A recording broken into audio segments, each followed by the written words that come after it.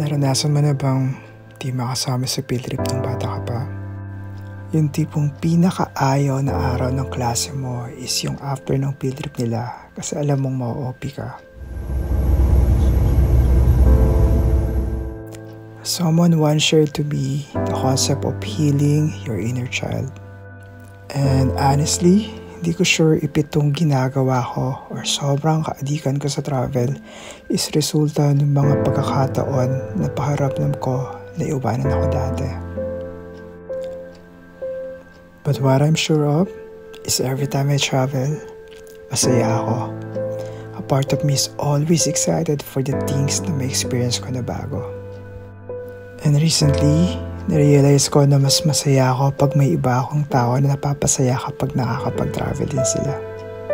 From mga kaibigan na kasama mamasyal, sa mga nami-meet ko sa travel, and recently, nung naipasyal ko ang mga relatives at auntie ko dito sa Singapore. Sabi ko, someday, gusto ko ito ma-extend sa ibang tao.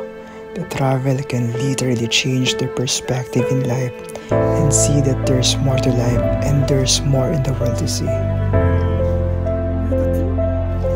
And so that's the hope, to create and launch a business related to this industry. And hopefully be able to share the joy, fun, and fulfilling life that travel can offer.